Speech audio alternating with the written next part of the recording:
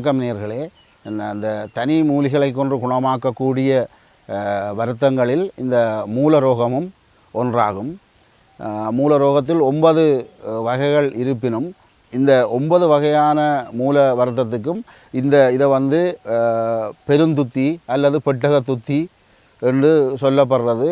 எமது நாட்டை பொறுத்தவரையில் எங்குமே இது கிடைக்கக்கூடிய உண்டு.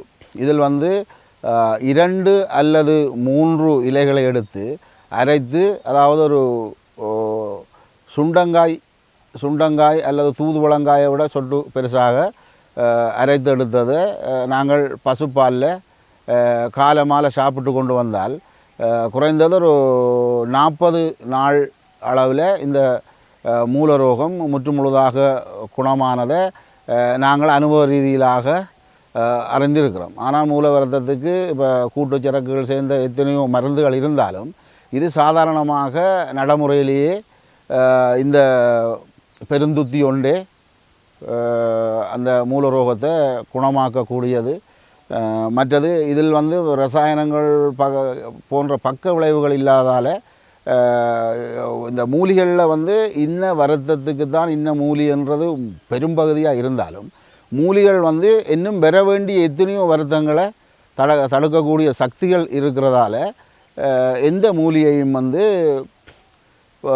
பயமின்றி எந்த மக்களும் கைக்கொள்ளலாம்.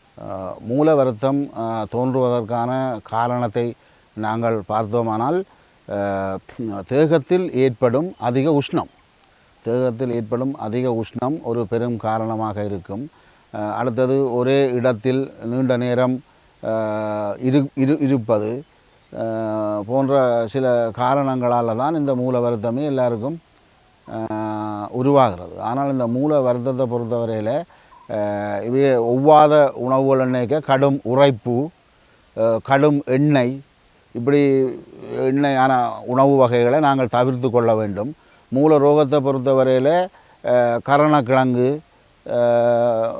கரணக்கிழங்கு மற்றது இந்த நாயுருவியில போன்ற உணவுகள் வந்து உண்மையிலேயே மூல வருத்தத்தை குணமாக்கக்கூடிய ஒரு உணவுப் பொருளாக இருக்கிறது. விளக்க வேண்டியது கடும் உரைப்பு, கடும் எண்ணெய் போன்ற மற்ற உஷ்ண வீரியத்தை கொடுக்கக்கூடிய உணவுகள், இவைகளை தவிர்ப்பது நல்லது.